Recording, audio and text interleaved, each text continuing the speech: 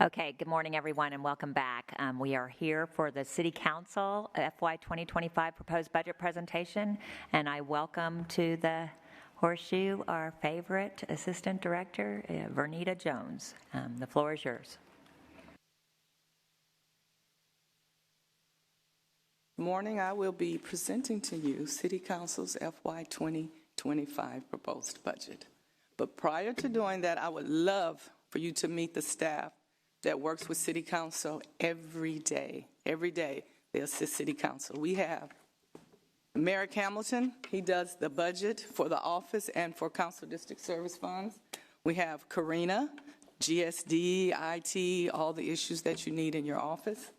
We have Laura Newell. She does TPIA, P-cards, procurement, and all of your reimbursements that you need. That is Laura. And Kanitra's out on vacation. She's the receptionist that gives you a smile every day. Next slide, please. Houston City Council has 16 council members. There are 11 district council members, District A through District K. There are 5 at-large council members, at-large 1 through at-large 5. And I have a picture of the council members because they are over the city and they love the city. I work with these council members every day, and I know their heart is for the city, so that's why their picture is over the city. Next slide, please.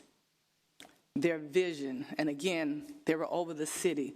The vision for these council members is to reflect the priorities of their constituents, and all of those, they align with the mayor's initiatives. They have government that works, complete communities, infrastructure. They have quality of life, and they have public safety.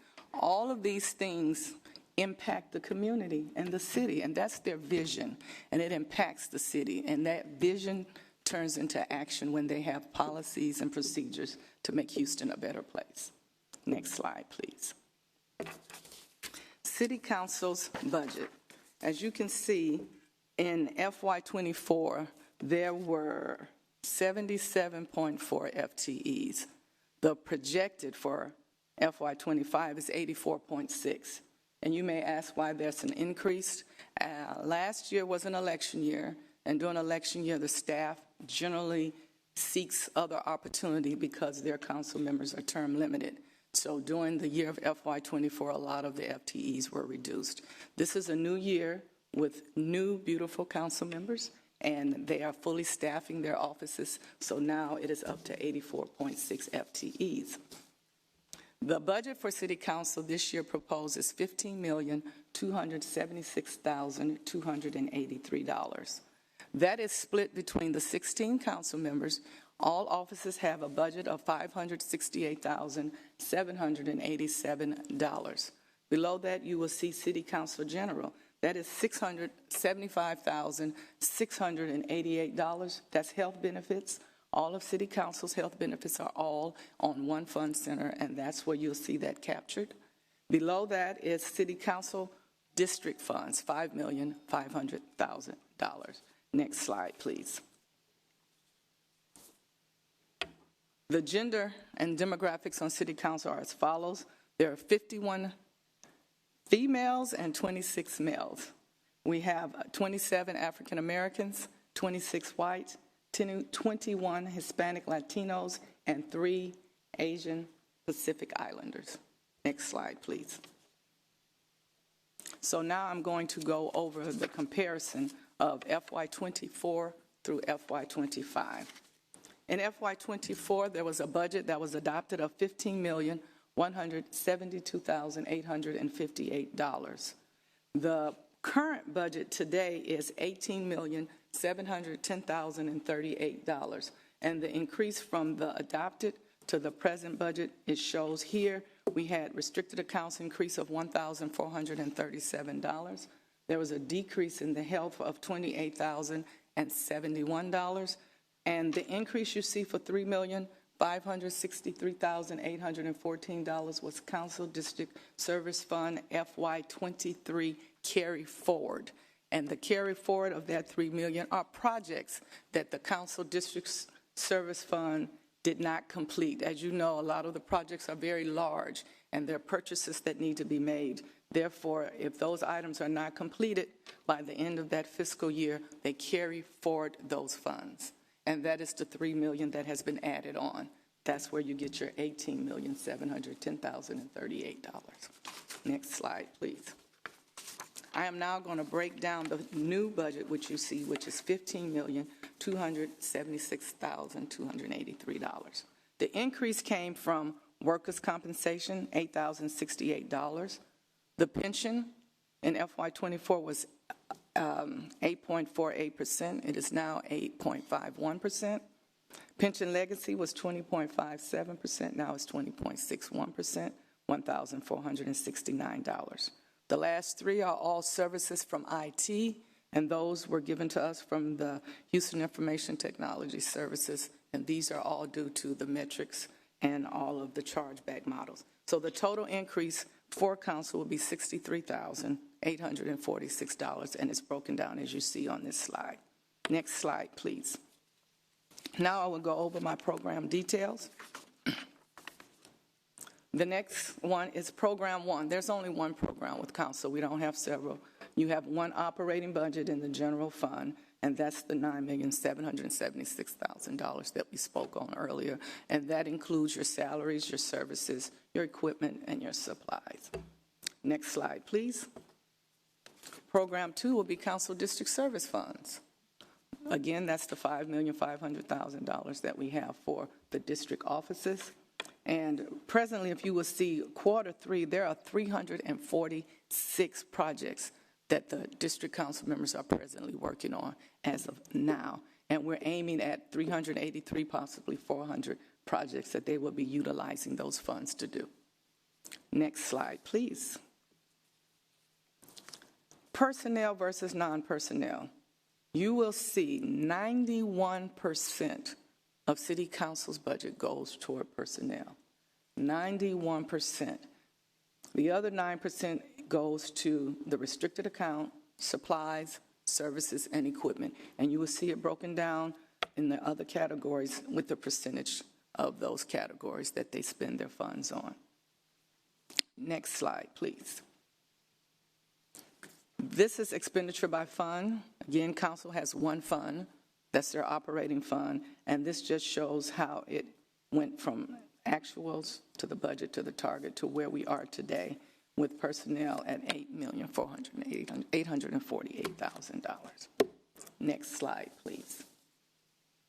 In FY 2025, council members are going to try to do performance measures. This is a task that we are ready to attack. We're ready to start doing these things so we can show, as you can see, we have different ones that we're going to do: constituent services, number of residents assisted, cases closed, ordinance created, community events, digital outreach. So these are some of the things that we want to hit on in FY25 for our performance measures.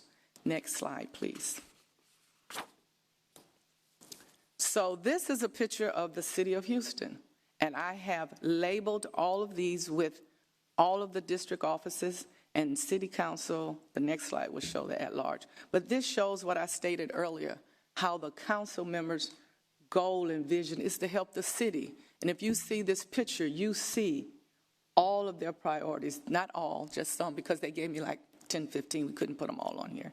But these are condensed to show over the city of Houston, these are their priorities. These are their initiatives. These are the things that are aligning with the mayor to make Houston a better city. Next slide, please.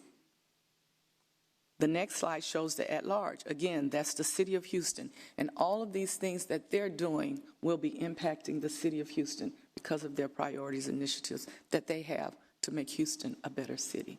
Next slide, please. They are all labeled here in a better view for you to see. Again, these are all of their priorities and initiatives. I take it back, not all. These are a condensed list of their priorities and initiatives. Next slide, please. And these are for the at-large priorities and initiatives. You can always pull them up. Next slide, please.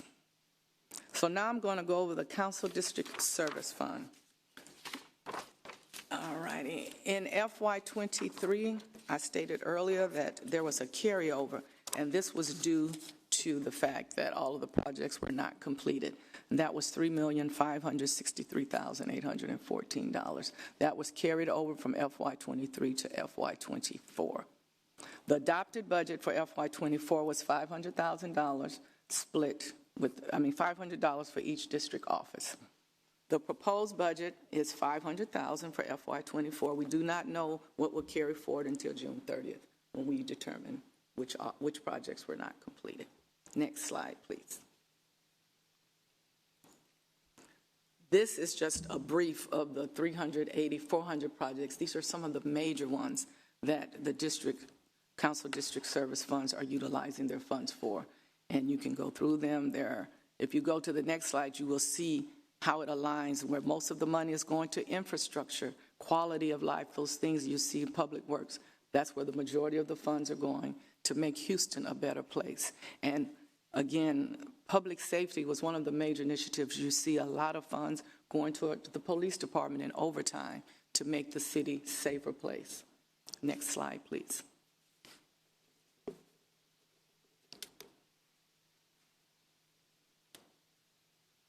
Next slide. These are just the restricted accounts that I spoke on earlier. If you have any questions concerning the restricted accounts that are associated with City Council, you can review the explanations there. Next slide, please. Are there any questions for me at this time? All right, we have Kate Dentler from Councilmember Kamen's office. Thank you so much. And I just want to give a shout out to you and your team. Y'all are answering my calls at all hours, random thoughts. We appreciate y'all so much. My council member is still on the ground coordinating disaster response, so she would never ask this, but I'm here for her, so I get to ask it.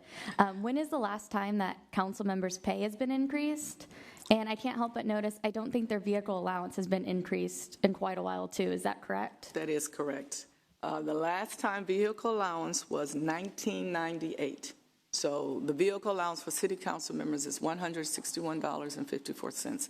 Mileage reimbursement and increases approximately every year almost, but the mileage for the vehicle allowance has not been increased since 1998. And for the salary, it has not been increased since 2015. Thank you. Okay. Vernita, I think Jordan asked you a question about termination pay. There's Yes. not a line item in the city council budget for termination pay, and can you describe kind of how that works and what amounts are attributable to council termination, like council and staff termination pay? Definitely. Council's termination pay is allocated to the general fund. And the reason for that, as you can see in your budget, 91% of your budget is already allocated to your staff salary. And when you have a terminated employee, you have to pay their sick time, their vacation time, if they have overtime, and they're sick if it's over the amount of their vacation. And it can range from $20,000 to $30,000, $40,000 that would have to be given. And it was determined that council's budget does not encompass that to cover it. Therefore, general fund pays for it, and it varies. You may have an employee that was there a year, so it's hard to give you an exact number because if they were only there a year, the amount's not going to be large. You have a person that has been working for 25 years, you're going to have to pay them $70,000, $80,000, and you will not be able to afford that within your budget. So I understand it doesn't come out of the individual, council office budget, but does it come to general government? Yes. Is that where I can find the amount Yes, in general yes. government? For the councils, yes, ma'am. And since there is kind of high turnover with, correct. transitions and new Yes, council members coming transitions. and everything, That is correct. It's a very high turnover, therefore it's... I would be interested in if you could find that number that's attributable to city council. Definitely. Okay. Great. Councilmember Flickinger. Do you know the policy off the top of your head of accumulated sick pay and vacation pay? I do not know that off the top of my head. Is that... It's online. You can find it with the HR website. Thank you. Yes, sir. Councilmember Davis. Thank you. Just want to say an excellent presentation, Benita. I know my Councilman Davis was here. He want to thank you so much for all the hard work. Not only you have to deal with 16 different council people, but also the staff. And we want to give a shout out to the staff for their hard work. So again, wonderful presentation, and God bless you. Keep doing what you're doing. Thank you so much. Vernita, on the Council District Service Fund kind of page where you list all of the different things that are being, I think it's slide 19. I'd be interested, and I know you further break this down, but I'd love to see, how many lane miles of sidewalks are being done, how many parks, playgrounds have been assisted. I mean, a little more, detail about the good work that my colleagues are doing with their district council funds. And I apologize, I skipped something. If you look on the bottom of the page, there's a link, and that link will give you every project that has been completed. Awesome. And you can go on there, and it will be able to give you all of that information. Awesome. And but to like kind of compile it, and this might be a job we can do in our office to kind of compile like what kind of impact it's having, kind of an overall impact in the city. Okay. Is what kind of I'm looking for, and that's a performance measure to me. City council improved X lane miles of things. We bought X number of library books. We improved so many bicycle stations. Something like that. Mm-hmm. Supported nonprofits. I mean, I think all of those would be good performance measures.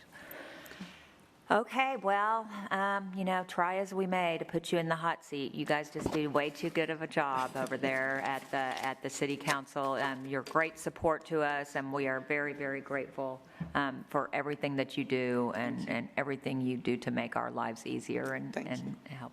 So with that, thank you, City Council. Oh, Councilmember Martinez. Oh, he's just kidding. Okay. All right. Thank you. Thank you very much. Everybody, thank you. Oh, we do have public speakers. Yay. Thank goodness, because this went fast. So in your talking points.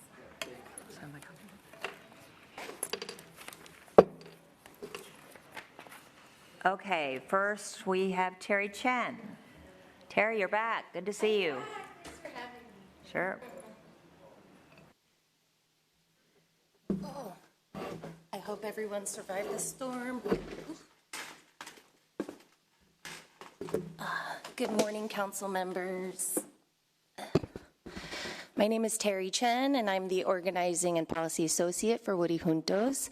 I think that as Houstonians, we all celebrate the vibrancy and the culture that the immigrant population brings. However, the city is preventing a lot of folks from having a say at the table at these city council meetings by only having the city council agenda in English. And I know that the agenda comes out and it's very rushed. However, I do think we should try to prioritize other languages as well. People don't even know what's going on at these meetings, so they can't have any input as to what the tax-paying people that we all, love and respect, but these people can't come because they don't know what's going on, right? There are over 433,000 Spanish-speaking people in the city of Houston, and over 52% are limited English proficient, LEP. Of the Vietnamese-speaking population in Houston, 63% are LEP, and 53% for Chinese speakers, and 50% for Persian language speakers, including Farsi and Dari.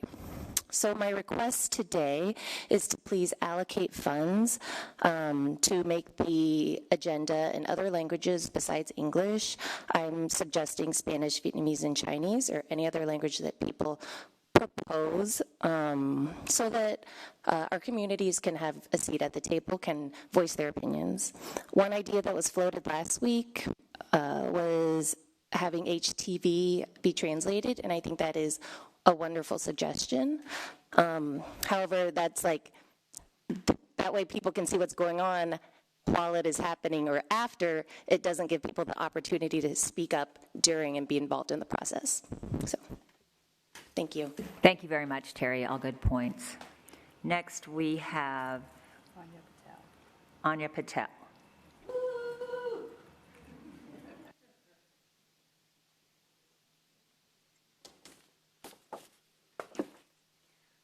Hi, my name is Anya Patel, and I'm 14 years old. When my grandparents came to America in the 60s, they were lucky. They spoke English, but they were in their 20s, and I left everyone and everything they knew to come here. They went to the mall one day and heard another family speaking Tamil, and my grandfather made a beeline to them. Ningal Tamil he asked, meaning, are you guys Tamil too? When they responded affirmatively, the families became fast friends. Language is a connection tool. The bond my grandfather felt that day in the mall was intense because he did not know anyone else in Houston who spoke his language. But language is not just a connection tool. It's an essential part of communication too. Last week, we had a tornado sweep through our city. Much of Houston lost power. I was so excited when school was canceled the next day, but was shocked and saddened to hear that much of Houston lost power for many days. My mom received an automated call from Alert Houston the next day, letting us know that cooling centers were opening all over the town. My first thought was that's genius. There are so many people who can use the help.